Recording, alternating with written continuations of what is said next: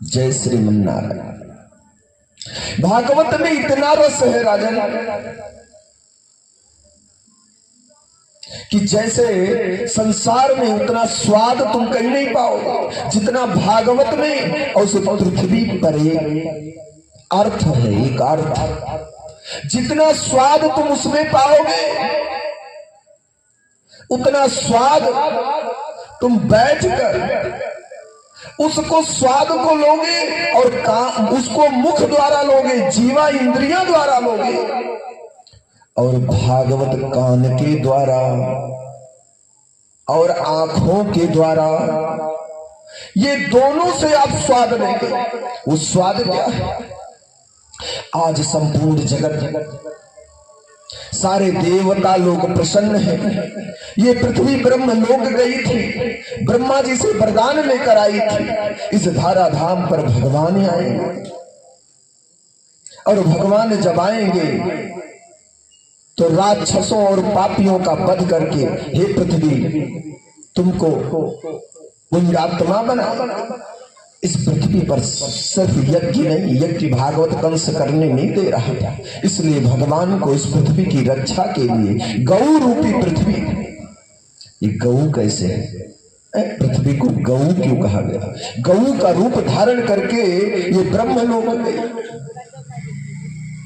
तो ये राजन भागवत का जो ये रस और योग माया कंस के हाथ से छूटकर आकाश में कंस को समझा रहे हैं। भगवान ने गोलोक धाम से, अपने वैकुंठ लोक से, क्षीर सागर शेषनाग सैया से प्रभु ने योग माया को आदेश दिया कि संपूर्ण बागडोर अपनी हाथ में लेकर यशोदा के घर जन्म लो, और मैं देव की ओर वसुदेव कंस के कारागार में चल रहा हूं। आज ये संपूर्ण इतना भाग्यवान कंस के इतना भाग्यवान आज तक कोई मानव नहीं हुआ। ये जान लो राज कि संपूर्ण ब्रह्मांड आज कंस के हाथ में है। सारा बागडोर योग माया के हाथ में, और योग माया किसके हाथ में? कंस के। जैसे पटकना चाहा तैसे छूट गई, लेकिन आई ना हाथ में। पूरा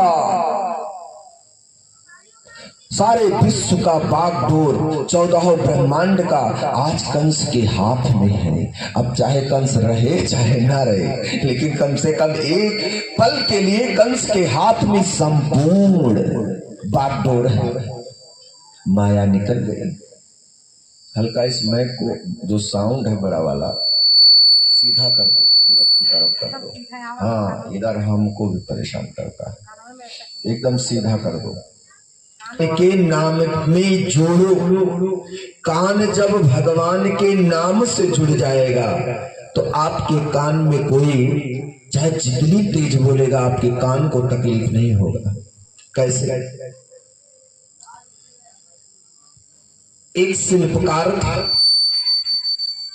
शिल्पकार बड़ा सुंदर था। किसकी तरह? हमारे यजमान की तरह। इन्होंने हमारे यजमान जय सूर्यानाथ ने मन में सोमनाथ वासुकी नाथ के नीचे शिवजी को बैठाया।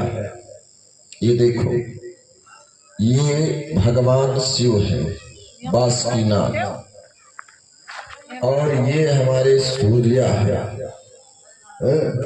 ये, और ये सब हमारे जजमान हैं। ये जजमान है हमारे। तो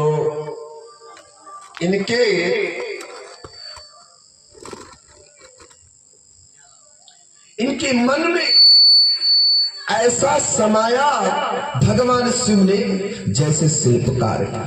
इन्होंने इसकी मॉडल बना दिया, और शिल्पकार ने 2 मूर्ति बनाई, सिर्फ 2 मूर्ति बनाई, और बाजार में चौक पे लाकर बैठ गया। मूर्ति को रखकर, और शिल्पकार ने कहा ये मूर्ति 500 की है, ये मूर्ति 5000 की है। दोनों में कोई कमी नहीं, दोनों की आकार में कोई कमी नहीं है, फिर भी कमी है। और देखने में कोई आकार की कमी नहीं। इस आकार का 500 और इस आकार मूर्ति का 5000। भीड़ लग गई। लोग दोनों मूर्ति को उठावे, उसकी आंखें नापे, कान नापे, नाक नापे, लंबाई नापे, हाथ पांव नापे, दोनों मूर्ति को एक समान देखकर ओजन भी नापे, सब बराबर। तो कमी क्या है? किसी ने कमी नहीं निकाल पाई। बोले दोनों एक ही आकार की मूर्ति है राजन, लेकिन ये 500 की है, ये 5000 की है। तो एक महाराज जी महात्मा जा रहे थे, साधु, उन्होंने रुका और दूर से देखा, सब लोग नाप जोक लगाए थे, इंची टेप लेकर नाप रहे हैं। ये 500 की है, 5000 की है। तो शिल्पकार ने कहा ये 500 की है, ये 5000 की है, और जल्दी लो, जिसको लेना है वो जल्दी ले। और 24 घंटे में सिर्फ मैं 3 घंटा बांटूंगा, 3 घंटे के अलावा मैं नहीं बेच सकता इसको। सब लोग के अंदर हड़बड़ाहट आ गई, परेशान हो गई। साधु बाबा की कृपा हो गई। महात्मा पहुंचते, मूर्ति को देखा और देखने के बाद अपनी झोली से सुतली निकाली, धागा, और 500 की वाली मूर्ति में कान में जैसे सुतली डालना शुरू किया, तैसे दाहिने कान में डाला और बाएं कान से सुतली को निकाल लिया। कहा ये 500 की है।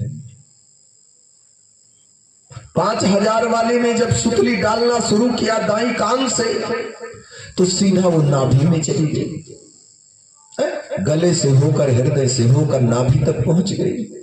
ये कहा 5000 की। बोले बाबा सही कहा। तो सारे लोग की जितनी भीड़ लगी थी, वो लोग कहे ये तो कान से बाहर निकल गया। बोले 500 की